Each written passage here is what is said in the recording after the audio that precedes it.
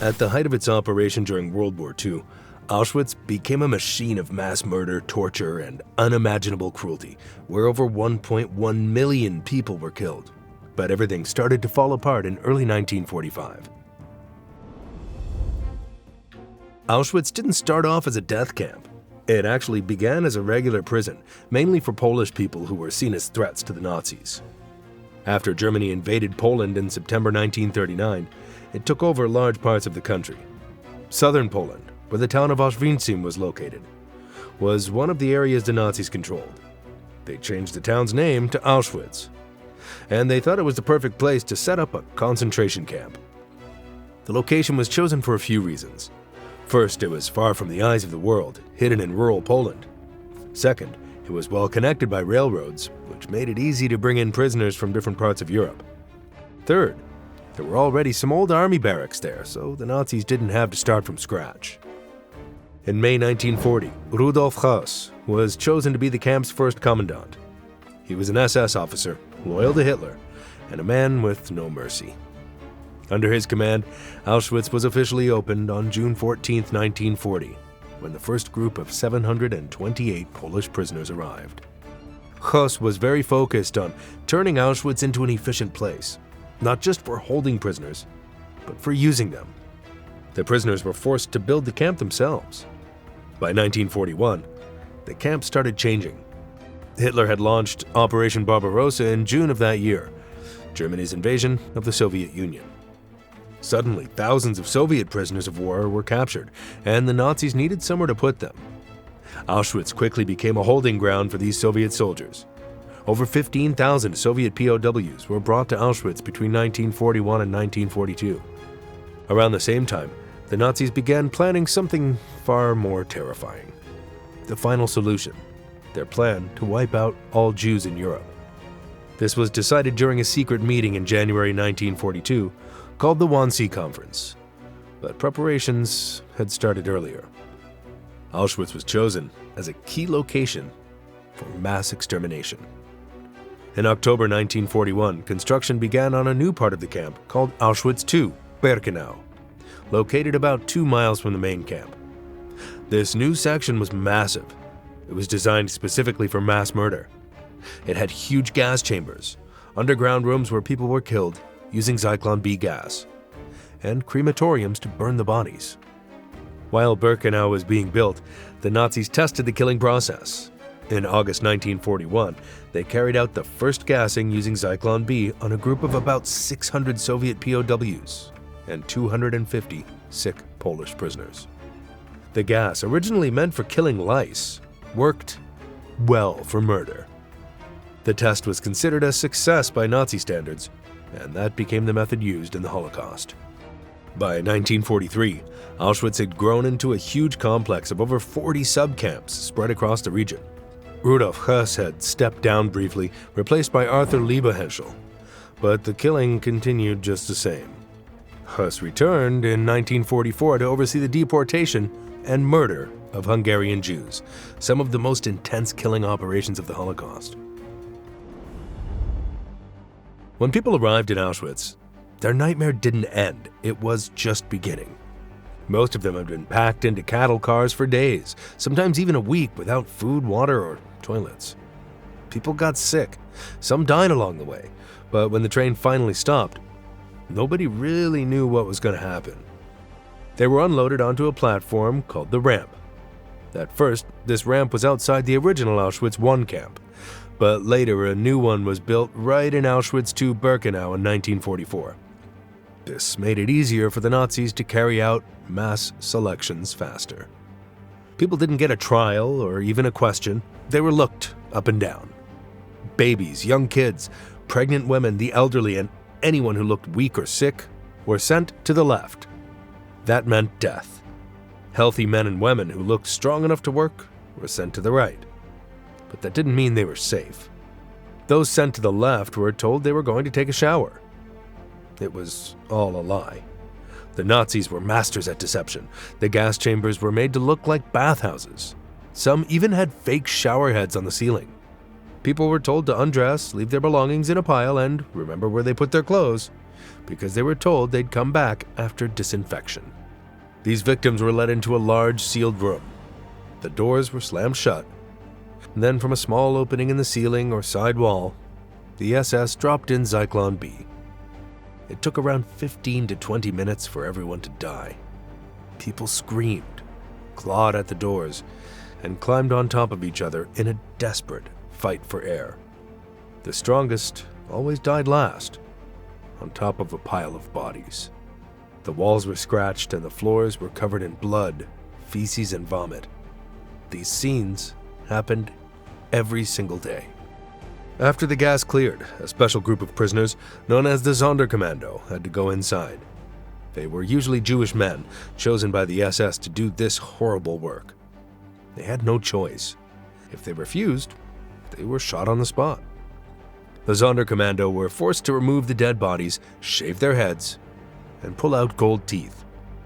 Some of the women's hair was later used to make textiles. The gold teeth were melted down and collected for the Reich. The bodies were then dragged to crematoriums, massive ovens where the corpses were burned day and night. The smell of burning flesh filled the air around Birkenau. People in nearby towns claimed they didn't know what was going on, but the thick smoke and smell made it almost impossible to ignore. There were 4 large crematorium buildings at Birkenau: Crema 2, 3, 4, and 5.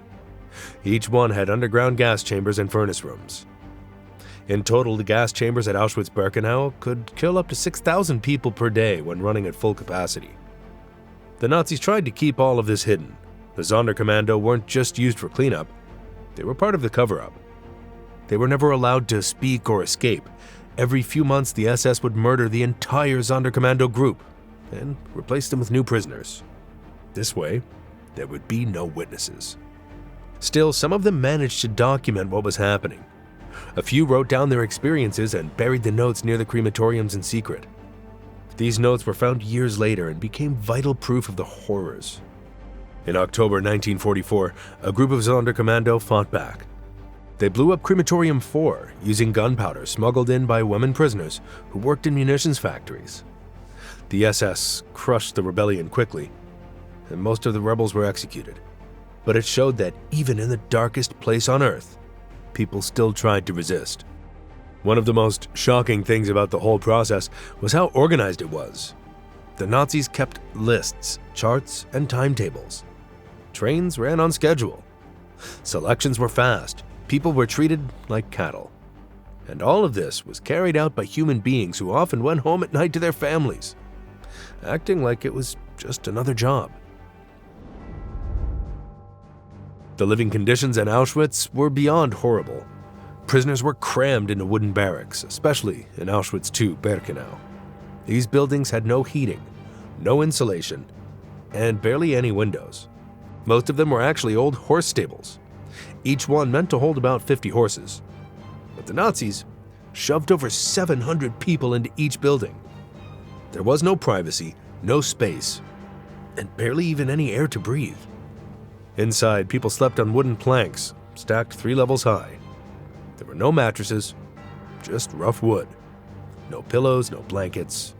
In winter, the cold was unbearable. The roofs leaked, the floors were muddy, the rats crawled everywhere. People often had to share a bunk with 2 or 3 others just to stay warm. If one person turned over at night, everyone else had to move too. The toilets were just open pits or concrete blocks with holes. Hundreds of people had to use them, and they were only cleaned once a day, or sometimes not at all. The smell, as you can imagine, was unbearable, and disease spread fast. There were no showers, and lice were everywhere. Many prisoners lost all their hair because of infection and itching. Food was a daily struggle. Prisoners were fed just enough to keep them barely alive. In the morning, they got a cup of bitter coffee or tea, sometimes made from grass or old herbs. At lunch, it was a thin soup, usually made from turnips or rotten cabbage, with maybe a piece of potato floating in it. In the evening, they got a small piece of black bread, often hard as a rock, and sometimes a spoonful of margarine or old sausage. And that was it for the whole day. The daily calorie intake was under 1,000 calories, while prisoners were forced to burn several times that amount through hard labor. Most people lost weight fast. Some died from starvation within weeks. Others developed diseases like typhus, tuberculosis, and dysentery, especially during winter. Medicine was almost never given, and doctors were only there for Nazi experiments, not to help. Violence from the guards was constant.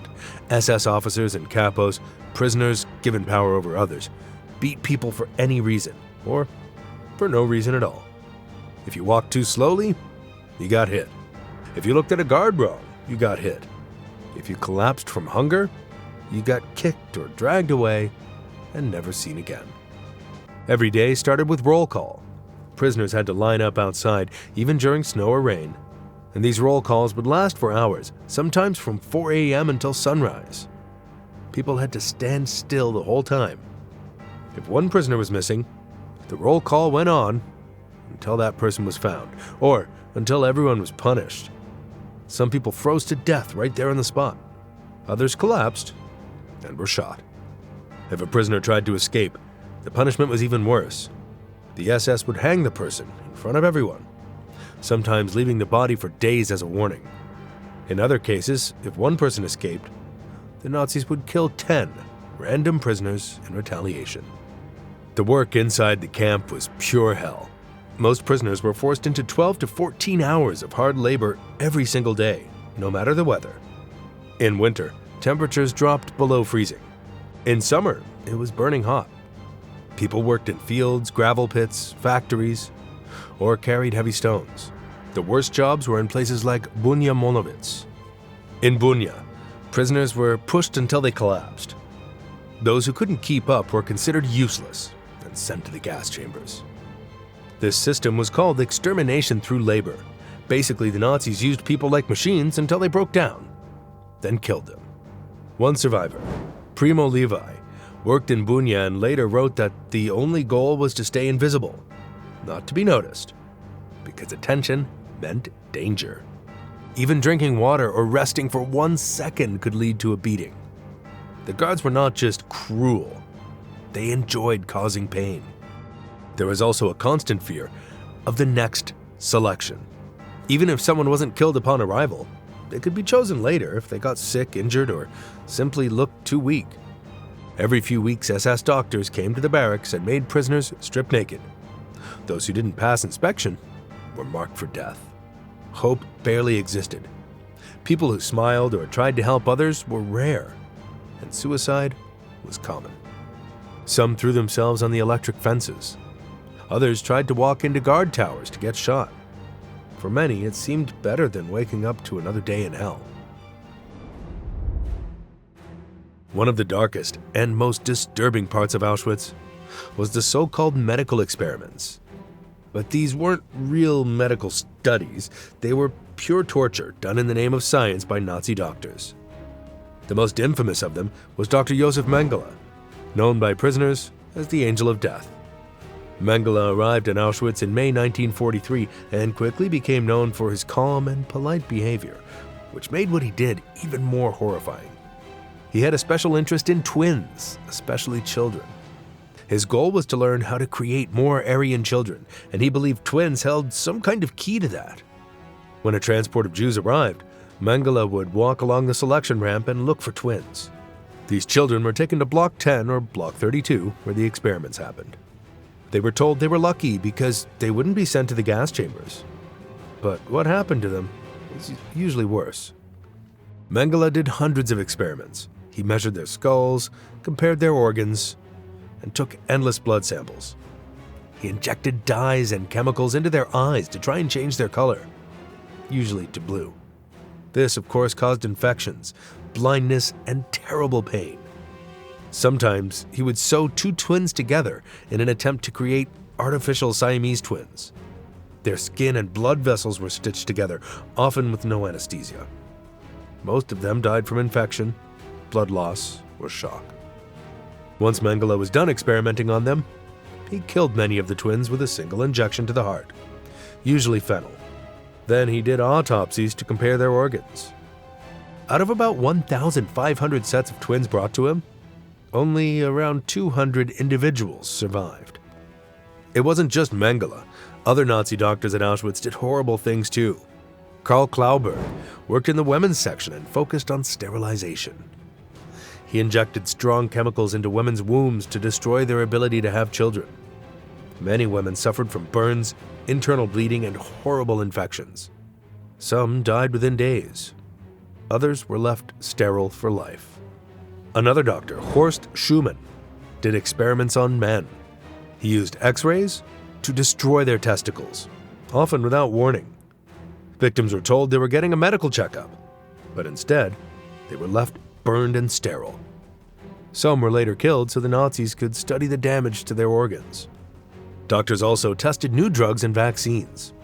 They infected prisoners with diseases like malaria, tuberculosis, and typhus, on purpose. Then they gave them different chemicals to see if they worked. Most didn't. The patients suffered greatly and were rarely cured. Surgeries were done without anesthesia. Some prisoners had their limbs cut off just to see how long they could survive or to compare healing. Others were forced into freezing rooms to test how long the human body could survive in cold temperatures. These tests were used to help German soldiers fight on the Eastern Front in the freezing Soviet Union. There were even experiments on burns and wounds. Some prisoners had their skin rubbed with chemicals to cause infections or open sores, just so Nazi scientists could test treatments. These treatments often just made things worse, not better. And almost none of the people used in these experiments survived. Those who did survive were often left with lifelong injuries, pain, and trauma. Auschwitz had a separate section just for women. Conditions here were just as bad, maybe worse. Women were forced to strip naked and stand for hours. Female SS guards were known for their cruelty. Pregnant women were usually killed right away. If a woman gave birth, her baby was taken and killed. Women were also used in medical experiments, especially those involving sterilization. One survivor, Olga Lengyel, recalled how newborn babies were drowned in buckets right in front of their mothers. By January 1945, the Soviet army was closing in on Auschwitz from the east. The Nazis knew the war was almost over, and they were desperate to hide what they had done. They began destroying anything that could be used as evidence. Documents were burned, crematoriums were blown up, and prisoners who knew too much were murdered. On January 17, 1945, the SS started what became known as the Death Marches. Around 56,000 prisoners were forced to leave Auschwitz and walk west toward other camps in Germany and Austria. The weather was freezing and most people didn't have shoes, coats, or food. Thousands died along the way, shot by guards, frozen to death, or simply too weak to continue. Those who couldn't walk were often shot on the spot. The roads were covered in snow and blood. Many people collapsed in the cold and were just left to die. These marches lasted for days, and very few made it out alive. When the Red Army finally reached Auschwitz on January 27, 1945, they found something horrible. About 7,000 prisoners were still there, sick, dying, and barely alive. The Soviet soldiers were shocked by what they saw. There were piles of dead bodies, rooms full of human hair, thousands of shoes, suitcases, eyeglasses, and even baby clothes. It was clear that something truly terrible had happened here. They also found the remains of the gas chambers and crematoriums, even though the Nazis had tried to destroy them. The evidence was still there. Survivors told their stories, and the world slowly began to understand the full horror of Auschwitz. After the war, the truth about Auschwitz shocked the world. In 1947, Rudolf Höss was captured, tried, and hanged near the crematorium at Auschwitz. Other SS officers were also tried and executed, but many escaped justice. Hundreds of SS guards, doctors, and workers simply disappeared or lived quiet lives. Some were even protected by other countries during the Cold War. In the following decades, survivors shared their stories. Museums were built. The camp was preserved as a memorial. The scars remain.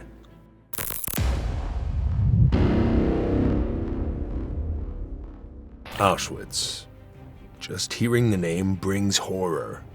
Over 1 million people died there, gassed, starved, beaten, or worked to death. But one part of its cruelty is often overlooked: the public executions. They were carried out in front of terrified prisoners. Hangings and shootings meant to punish, to scare, and to crush any hope. In May 1940, Auschwitz was opened by the Nazis as a concentration camp for Polish political prisoners. It was built on the site of a former Polish army barracks near the small town of Auschwitz in southern Poland. The location was chosen because it was isolated, but had a working railway line, which made transporting prisoners easier. The first group of 728 Polish men arrived on June 14, 1940. Many of them were teachers, lawyers, officials, and members of the resistance. They were registered as numbers instead of names, a system that stripped them of identity from the moment they entered. Rudolf Höss was appointed the first commandant. Under his leadership, the SS created strict rules backed by brutal punishment. Beatings were common. Food rations were tiny. Medical care didn't exist. Within months, the place turned into a violent system of forced labor and psychological torture. One of the earliest tools of control was public execution. They happened in the open, on roll call squares or near the barracks, so other prisoners would see what happened to anyone who disobeyed. By the end of 1940, at least 40 prisoners had been publicly hanged or shot. Some were caught trying to escape, and others were punished for acts like giving water to fellow inmates or hiding food. A few were accused of sabotage, though no proof was needed. The SS didn't always investigate, they just acted. Executions were sometimes announced in advance. Prisoners were called to line up and watch. SS guards stood nearby with rifles, ready to shoot anyone who moved or looked away. The bodies were often left hanging for hours, or laid out on the ground as a warning. By the start of 1941, Auschwitz was changing fast. Originally meant for Polish political prisoners, it now began to take in a wider mix of people. New transports began arriving almost every day. The small camp couldn't keep up. Wooden bunks were packed with bodies, often 3 to a bed. Sanitation collapsed, disease spread, food was scarce, violence from guards increased. In June 1941, Germany launched Operation Barbarossa, the invasion of the Soviet Union. Soon after, the Nazis began sending Soviet prisoners of war to Auschwitz. These men were treated even worse than other prisoners. The SS saw them not just as enemies, but as subhuman. Many of the Soviet POWs were exhausted from long transports, often arriving with no shoes and torn clothes. Some were dragged off the trains unconscious. From the start, their chances of survival were nearly zero. Those who were weak, injured, or considered political threats, such as Soviet commissars or officers, were often taken straight to execution sites behind the camp fence and shot. There were no records kept, no trials, and no explanations. These early shootings were done in small groups, usually at the edge of open pits. Other Soviet POWs were forced to dig the graves first, and then stand next to them before being killed. Those who were not executed immediately were sent into forced labor units. They built fences, cleared roads, and helped with the construction of Auschwitz II Birkenau, a massive expansion site being built just a few kilometers away. The working conditions were brutal. The men were beaten constantly. They were given almost no food. Many dropped dead after only a few days. But some executions weren't hidden. In fact, the SS started using them as warnings. Soviet POWs were sometimes publicly hanged or shot in the main camp square in front of the roll call yard. These events were meant to intimidate everyone. Regular prisoners were forced to line up and watch. They were not allowed to look away, speak, or move.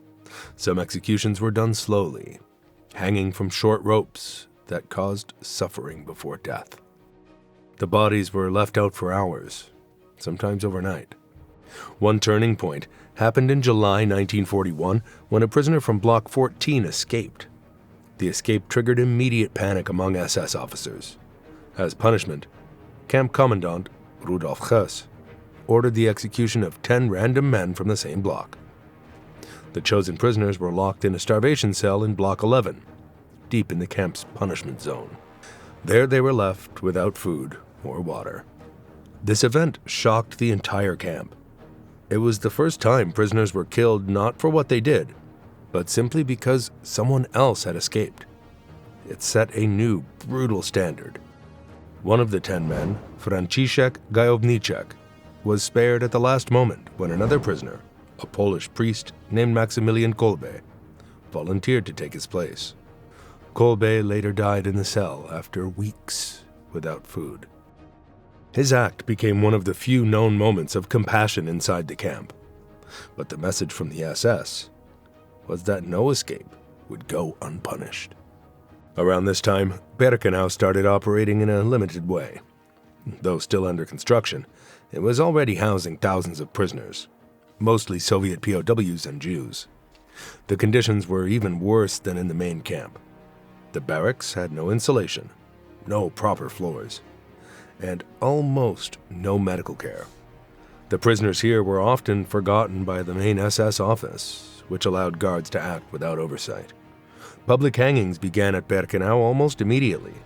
The SS installed wooden gallows in open fields, where prisoners worked and walked daily.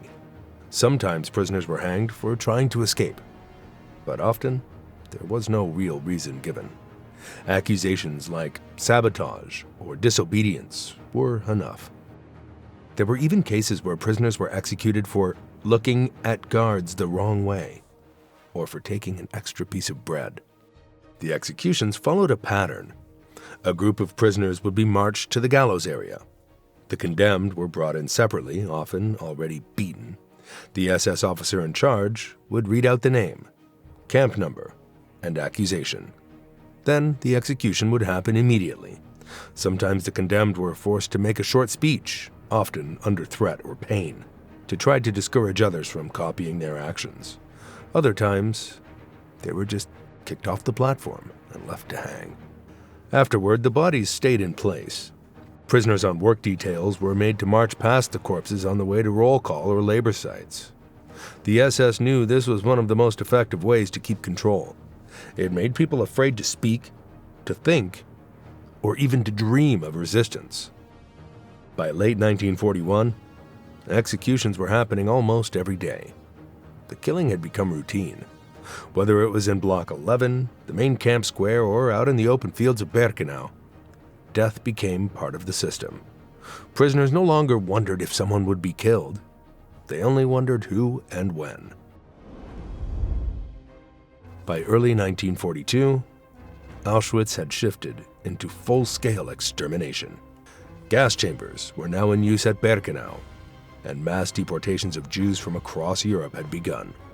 But even under constant surveillance and extreme starvation, some prisoners still made desperate attempts to escape.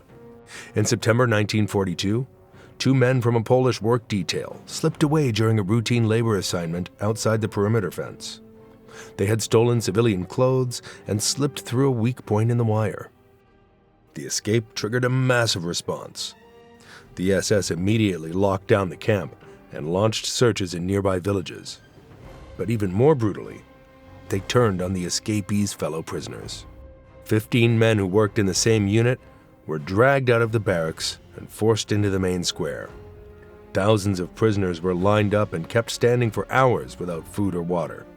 One by one, the selected men were hanged from wooden gallows erected in the middle of the square.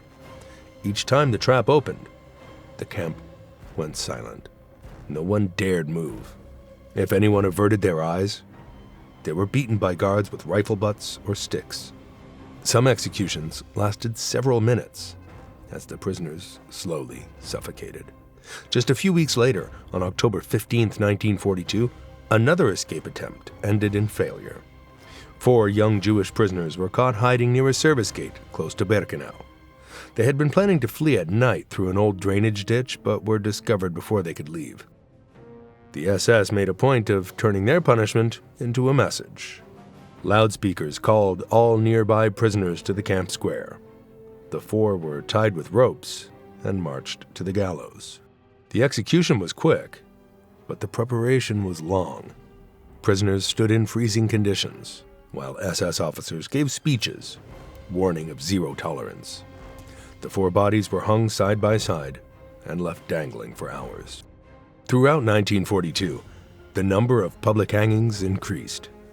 Even prisoners caught exchanging messages or food between barracks risked execution.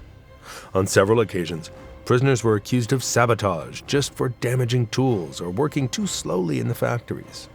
In one case, 3 men were hanged for being suspected of passing notes to the women's camp, although no notes were ever found. By 1943, the camp was operating like a machine. Transports arrived daily. The gas chambers were running at full capacity. But alongside mass extermination, the SS still focused on crushing internal resistance. That year, their attention shifted heavily toward Soviet prisoners of war who had been inside the camp since 1941 and 1942. Many of these men were former Red Army soldiers. Some had military training, and the Nazis believed they were trying to form underground groups inside Auschwitz. In March 1943, a secret investigation by the camp's political department, run by the Gestapo, led to the arrest of dozens of Soviet POWs from Block 11. 74 Soviet prisoners were taken from their cells and marched into the courtyard between Block 10 and Block 11, where they were shot in the back of the head, one by one. The bodies were removed in carts and buried in mass graves near the crematorium. Though the execution wasn't public, the aftermath was clearly visible. Other prisoners noticed the sudden silence in Block 11 and the increased presence of SS officers. Word quickly spread across the camp that those men had been killed for suspected resistance work, whether or not any real resistance ever existed. In August 1943, another group was targeted. Over 100 prisoners, Poles, Germans, and Soviet POWs, were accused of helping to organize a protest over food rations and the treatment of sick inmates. The camp authorities treated this as a direct threat. SS officers stormed several barracks during the night and pulled prisoners from their bunks. The men were marched at gunpoint to the Black Wall, the camp's main execution site. Most were shot immediately, without trial or warning. Those who weren't killed on the spot were returned to Block 11 for interrogation and killed in the following days. Around the same time in Birkenau, executions of women increased sharply. Several women were hanged in September 1943 after being accused of helping other female prisoners plan to escape. Wooden gallows had been built just outside the women's barracks. These executions were done in the early morning, with hundreds of prisoners forced to watch from the parade ground. The SS made the women walk to the gallows barefoot, and with signs around their necks listing their crimes. The bodies were left hanging for hours. After all of this, their fear of rebellion was still there, and they began hunting for even the smallest signs of resistance. One of the areas they watched most closely was the munitions plant inside Auschwitz. Prisoners worked long hours manufacturing weapons and ammunition for the German war effort. But some of those prisoners were part of a secret resistance network. Most of them were young Jewish women assigned to work in the Union Werke munitions factory. They were carefully monitored, but they used every chance they could to collect gunpowder in tiny amounts. Even a few grams could be deadly if used the right way. Rosa Robota, one of the leaders, wasn't assigned to the factory itself. She worked in the clothing detail, but she helped coordinate the transfer of the smuggled gunpowder from the factory to the Sonderkommando. She did this by using hidden pockets in prisoners' uniforms and by slipping messages during brief interactions. The women involved had to be extremely careful. They hid powder in scraps of cloth, in their hair, under fingernails, and sometimes inside hollow buttons. Alla Gärtner, Regina Saphirstein, and Esther Weijblum were factory workers who carried the actual powder out. The smuggling process took nearly 8 months, and they gathered just enough explosives to damage the crematorium's machinery. The gunpowder was delivered to members of the Sonderkommando in Birkenau. These prisoners worked inside the gas chambers and crematoria, forced to handle the bodies of those murdered. They were among the few with access to the core parts of the death machine, and they knew what was happening better than most. The Sonderkommando knew they would eventually be executed to keep the camp's secrets hidden. So in October 1944, they decided to act. Using the gunpowder smuggled to them, they launched a revolt on October 7, 1944, at Crematorium 4. They managed to destroy part of the building by setting off explosives and using tools and stones to fight off the SS guards. A few even managed to grab weapons. They killed 3 SS officers and injured several others before being overwhelmed. Several Sonderkommando escaped the crematorium during the chaos and tried to flee into the nearby woods, but were quickly captured or shot. The uprising caused confusion, and for a few minutes, prisoners across Birkenau heard the explosions and screams. Some believed a full rebellion had started.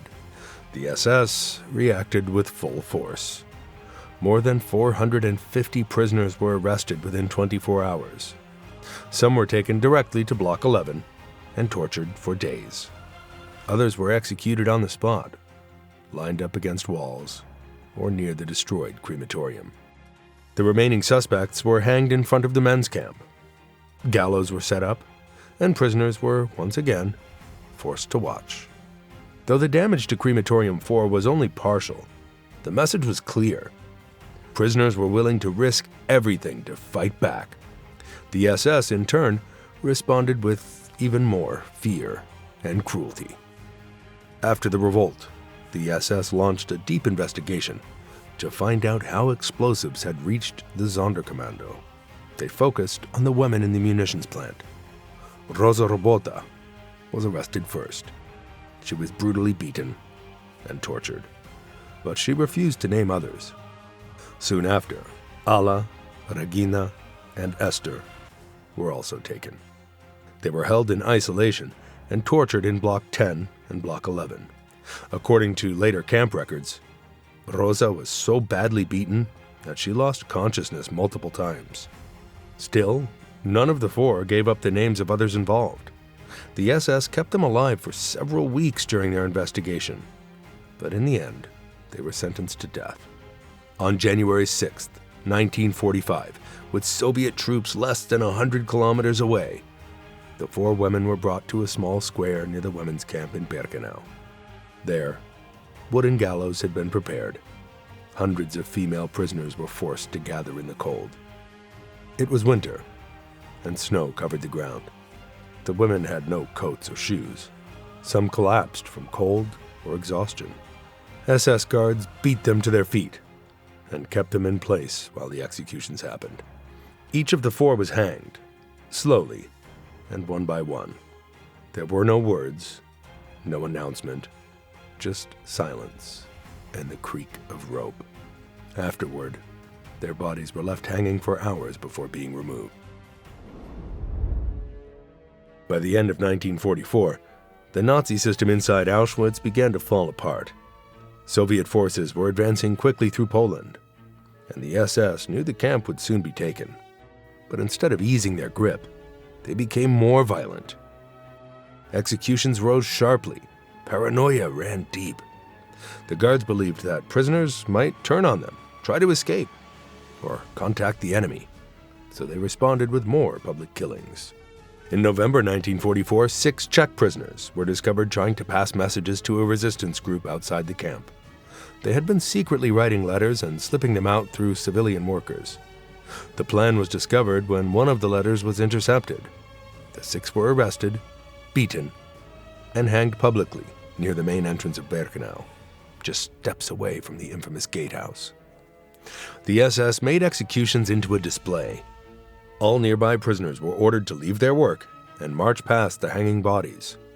Some were forced to walk in silence. Others were made to stand for hours and look at the corpses. It was meant to send a clear message that any contact with the outside world would mean death. A few weeks later, in December 1944, another group was targeted. 10 Polish prisoners from the men's camp were accused of digging an escape tunnel behind their barracks. Whether or not the tunnel even existed didn't matter. The SS declared that it was an organized escape plot and responded the same way they always did, with death. The 10 men were selected at roll call. They were brought to Block 11, stripped, tied, and hanged in front of the rest of the barrack.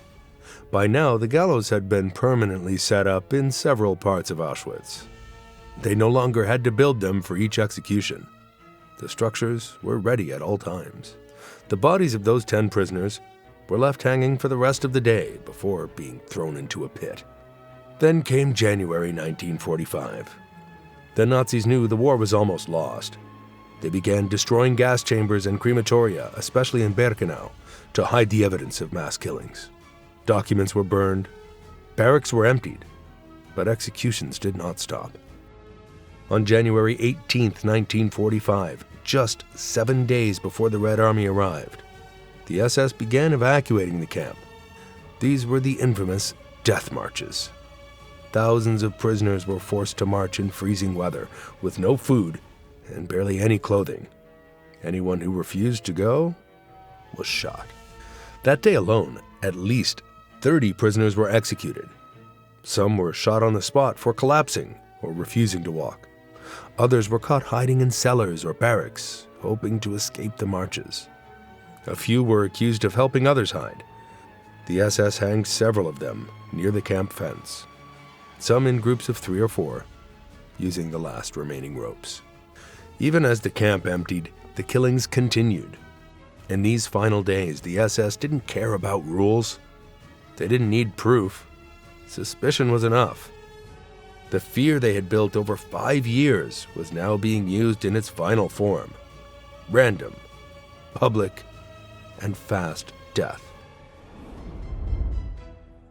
When Soviet soldiers arrived at Auschwitz on January 27, 1945, they found around 7,000 prisoners still alive. Barely. Many were too weak to move. Some were lying in piles of bodies, not yet dead. But most of the SS guards and commanders had already escaped. They left a few days before, taking tens of thousands of prisoners with them on death marches towards camps deeper in Germany. Although the guards had tried to destroy evidence, much was still left behind. Soviet troops found gallows, bullets, and execution sites. Survivors gave detailed testimonies. They remembered names, faces, and places. Those stories would later help track down the killers. In the years that followed, many of the SS men and women responsible for the executions were hunted down and put on trial. Some were caught quickly. Others lived in hiding for years. But many were eventually brought to justice. One of the most infamous was Rudolf Hess. After the war, he disguised himself and fled. He used a false name and worked on a farm in Germany. But in March 1946, British soldiers tracked him down. After his arrest, he confessed in great detail. He didn't just admit to mass killings in gas chambers. He also admitted to personally signing off on many public hangings and shootings inside the camp. He was handed over to Polish authorities and put on trial in Warsaw in early 1947. The trial lasted several weeks. Survivors testified, documents were shown, photos were presented. He was found guilty on all counts: genocide, forced labor, torture, and ordering executions. On April 16, 1947, Hess was hanged at Auschwitz I, in a small area just a few steps from the gas chamber. It was the same place where he had sent thousands to die. Another major figure was Arthur Liebenhenschel, who became commandant of Auschwitz after Hess left in 1943. Under his leadership, the gas chambers continued to run, and public punishments did not stop. He was arrested in 1945, tried in Krakow, and found guilty of crimes against humanity. He was executed by hanging on January 28, 1948. Maria Mandl was another powerful figure.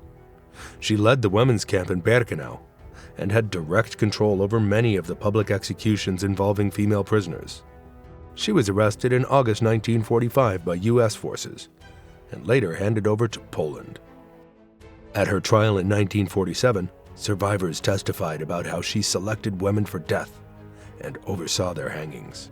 She was hanged on January 24, 1948. Hundreds of other SS members were tried over the years. Some received long prison terms. Others were executed. However, many lower-ranking guards disappeared after the war and were never caught. Still, the major figures responsible for the public executions at Auschwitz were brought to justice, slowly but surely. Witnesses who survived said the public executions were some of the hardest things to live through, not just for the horror, but for the helplessness, knowing that even if you looked away or cried, you might be next. Today, Auschwitz is a memorial, a museum, a warning. Visitors can still see the remains of the gallows, the execution wall, the blocks where people were tortured and hanged. These were not accidents of war. These were choices made by people who wanted to control others through terror.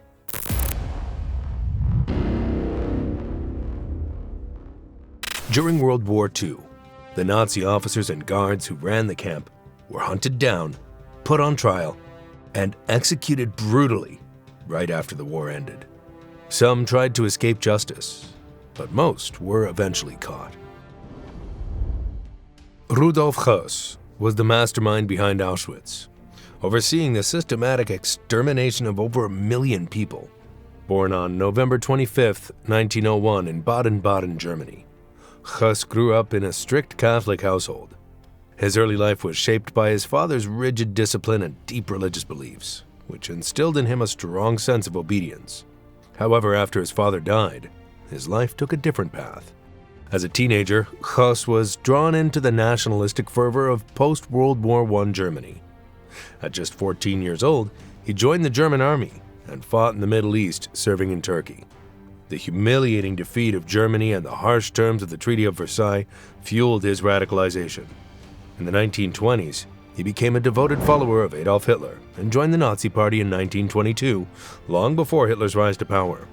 By the 1930s, he was recruited into the SS, Heinrich Himmler's elite force, which would play a key role in the Holocaust.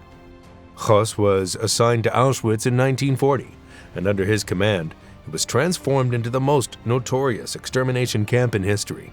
At first, Auschwitz was meant to hold political prisoners, but by 1941, it became a core part of the Nazis' final solution. Höss approached his role with chilling efficiency, seeing mass murder as a logistical challenge rather than a crime.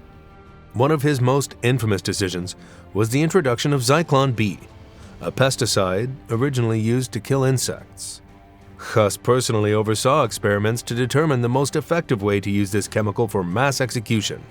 By late 1941, Zyklon B gas chambers became the primary method of extermination at Auschwitz.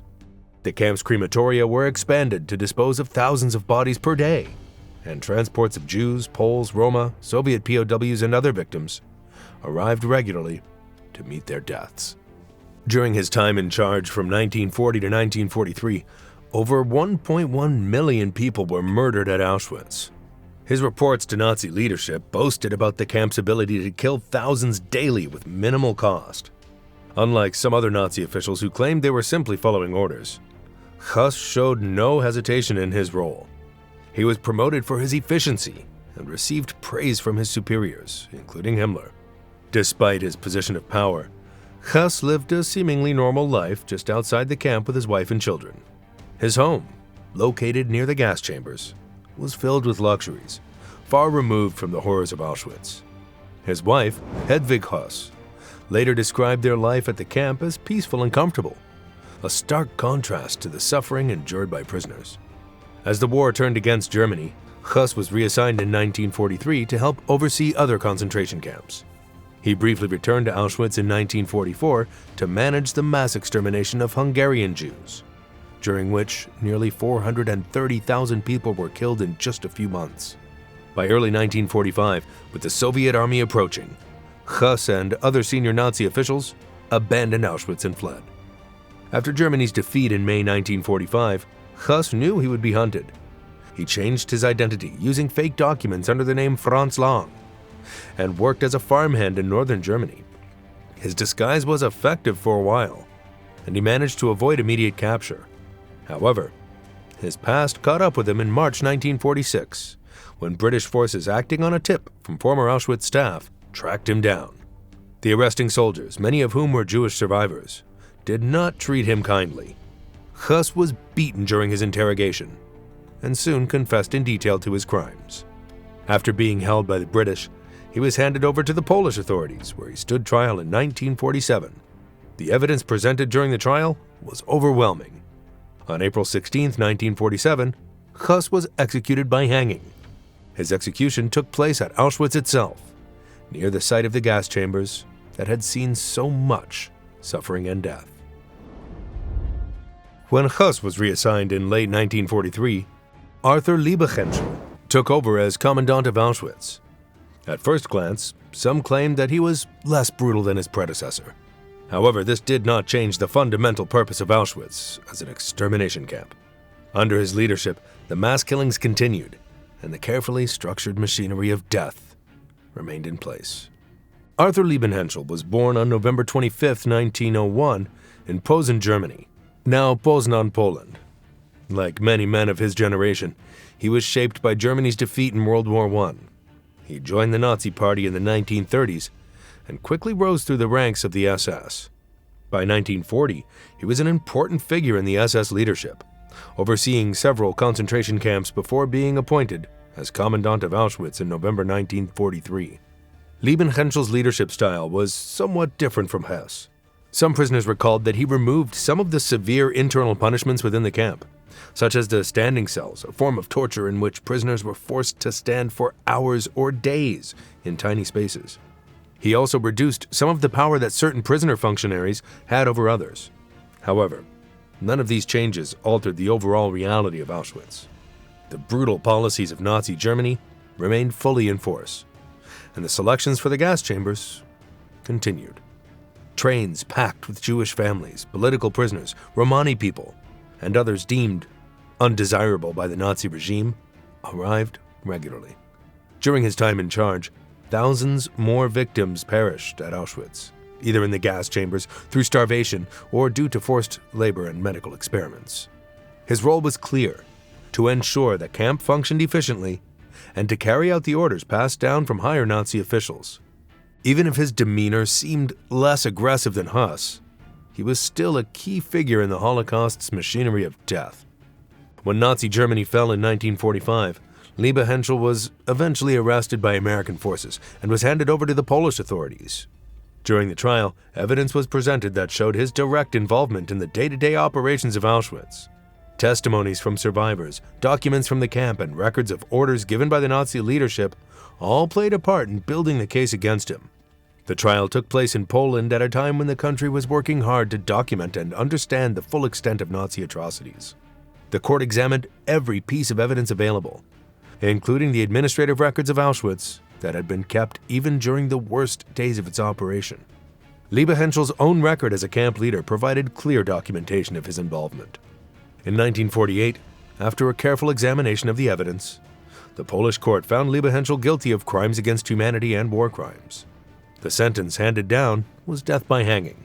His execution was carried out swiftly, and it marked the end of a man who had been part of a system of terror and genocide. Maria Mandl was another figure feared at Auschwitz. As a high-ranking SS officer, she held absolute power over the women's section of the camp. Her cruelty was legendary, and survivors recalled her as a merciless figure who took pleasure in the suffering of others. Unlike some guards who merely followed orders, Mandl actively participated in the selection of prisoners for execution, sending thousands to their deaths with a simple gesture. Born on January 10, 1912 in Munskirchen, Austria, Maria came from a simple background, but her ambitions led her to join the Nazi Party as Adolf Hitler rose to power. In 1938, she entered the concentration camp system as a guard in Lichtenberg, one of the early Nazi camps. She later served at Ravensbrück, a camp specifically designed for female prisoners, where she quickly earned a reputation for her ruthless treatment of inmates.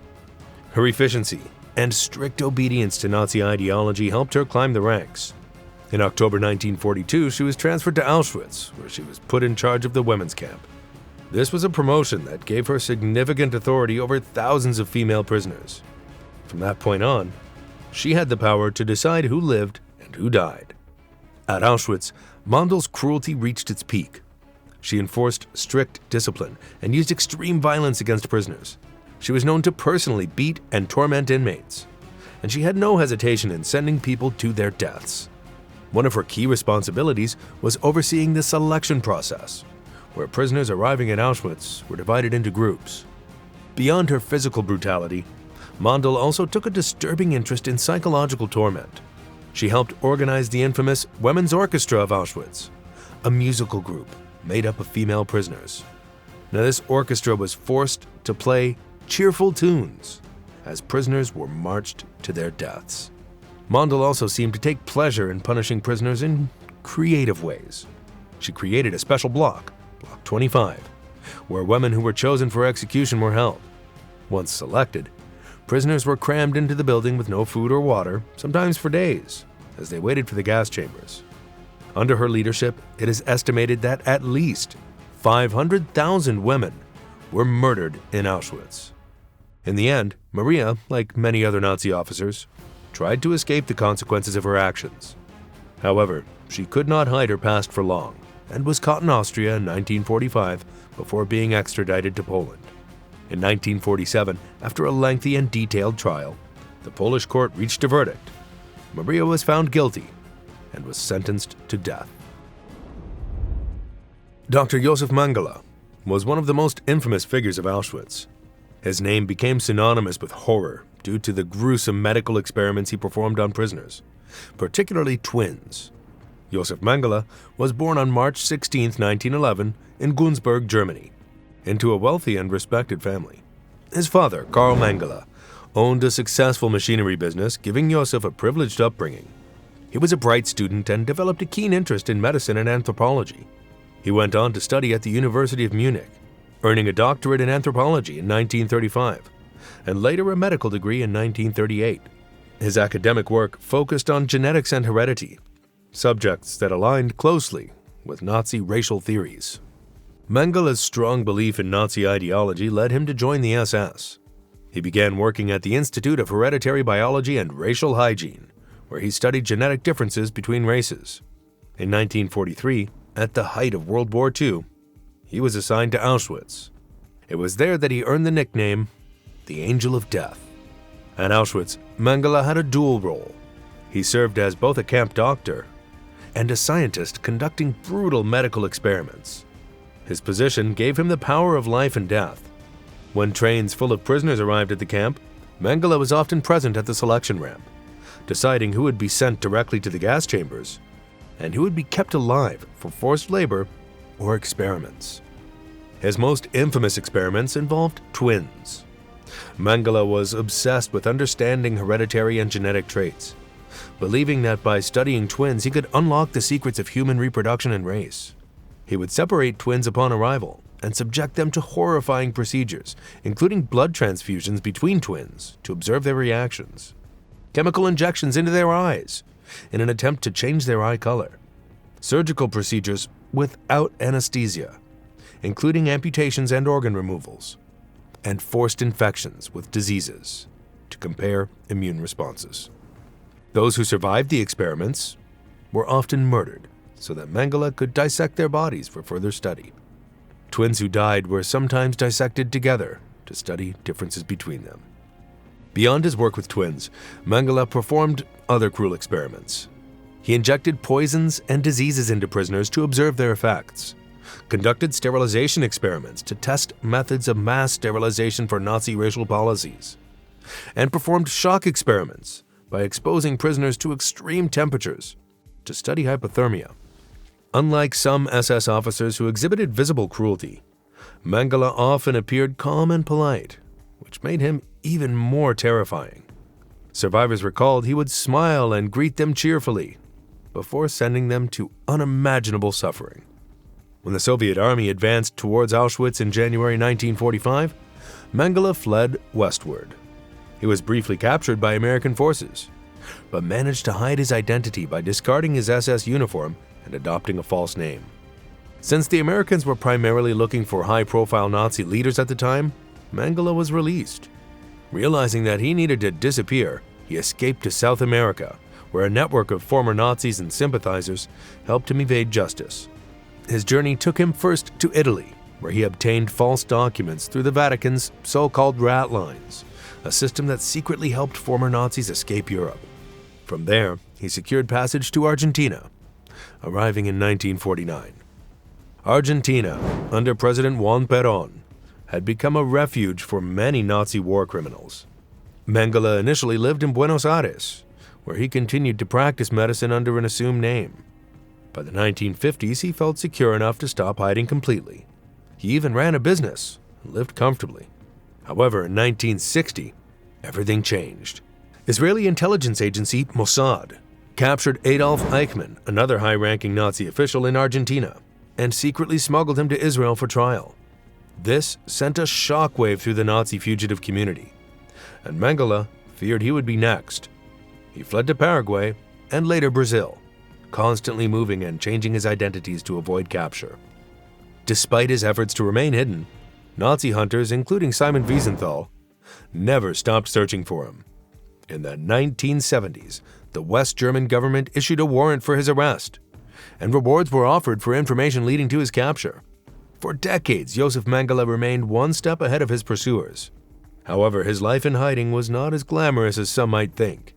He lived in isolation, constantly fearing betrayal. On February 7, 1979, while living in Brazil, Mengele suffered a stroke while swimming at a beach near Sao Paulo. He drowned and died at the age of 67. His body was buried under the name Wolfgang Gerhardt, another false identity he had used. For years, rumors persisted that Mengele was still alive. His death was only confirmed in 1985 when investigators exhumed his remains and conducted forensic testing. The results proved beyond a doubt that the man buried in Brazil was indeed Josef Mengele. The series of post-war trials that were held in Poland were known as the Krakow trials, which involved 40 individuals who had played active roles in the operation of Auschwitz, including SS officers, camp guards, and others involved in the mass killings. Out of these 40 defendants, 23 were sentenced to death, while the remaining individuals received long prison sentences.